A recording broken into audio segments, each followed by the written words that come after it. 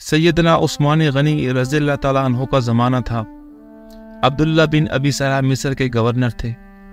شمالی افریقہ پر ایک رومی گریگوری کی حکومت تھی، جس کی بیٹی فلپانا بڑی دلیر لڑکی تھی اور جنگ میں مردوں کے دوش بدوش داد شجاعت دیا کرتی تھی۔ مسلمانوں اور عیسائیوں میں زبردست جنگ ہو رہی تھی۔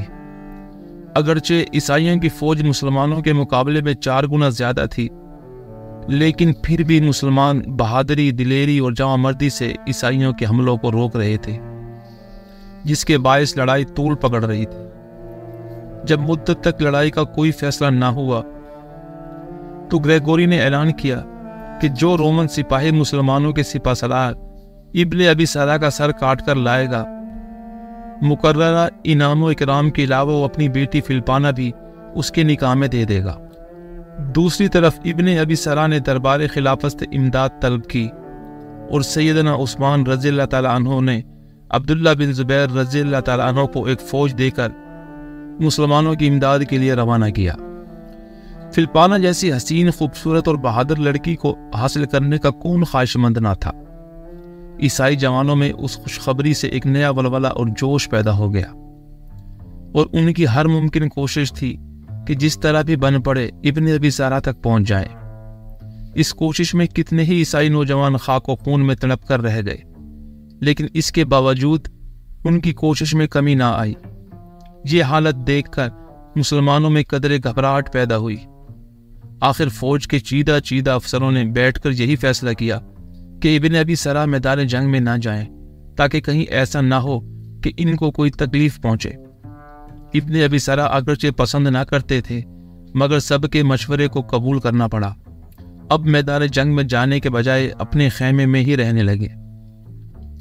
اسی دوران عبداللہ بن زبیر رضی اللہ تعالیٰ عنہ بھی کمک لے کر پہنچ گئے، مگر انہیں یہ دیکھ کر بہت تعجب ہوا کہ مسلمان تو لڑ رہے ہیں، مگر سردار خیمے میں آرام کر رہا ہے۔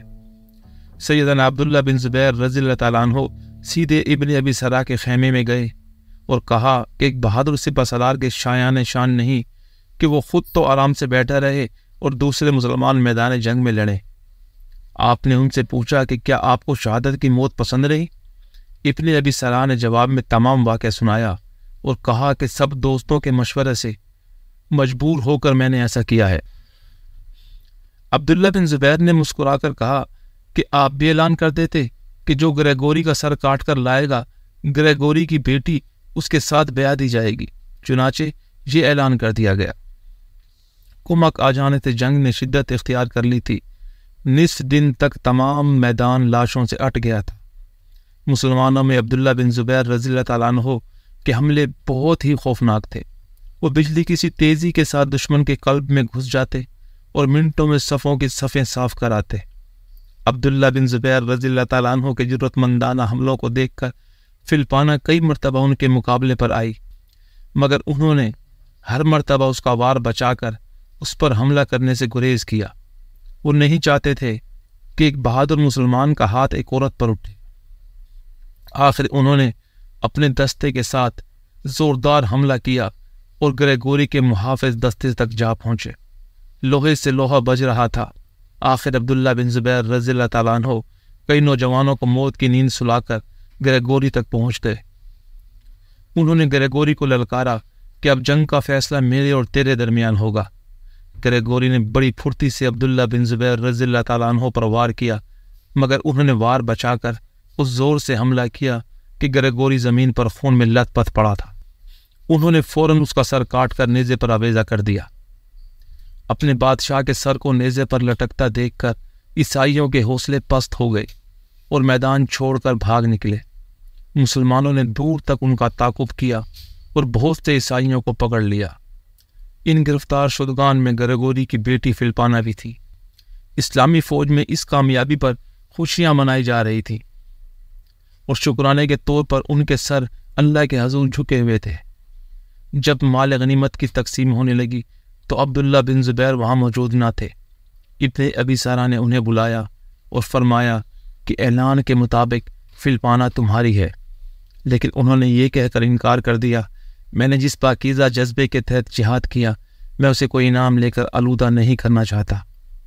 امیر کو حق ہے فل پانا جس کو چاہے دے دے، میں اس حق سے دستبردار ہوتا ہوں۔ میدان جنگ میں فل پانا بھی عبداللہ بن زبیر رضی اللہ تعالیٰ عنہ کی جرأت و بہادری کو دیکھ چکی تھی، اور یہ بھی دیکھ چکی تھی کہ وہ خود کئی بار ان کی تلوار کی زد میں آئی، مگر انہوں نے اس پر حملہ کرنے سے گریز کیا تھا، اور جب اس نے حملہ کیا اس کے وار کو بچا کر کبھی جوابی حملہ نہ کیا۔ وہ سیدنا عبداللہ بن زبیر رضی اللہ تعالیٰ عنہ کی شجاعت اور شرافت سے اس قدر متاثر ہو چکی تھی، اس نے کہہ دیا کہ عبداللہ بن زبیر کے سوا کسی کو حق نہیں کہ میری طرف آنکھ اٹھا کر بھی دیکھے، میں خوشی سے اسلام اور اس کی غلامی قبول کرتی ہوں۔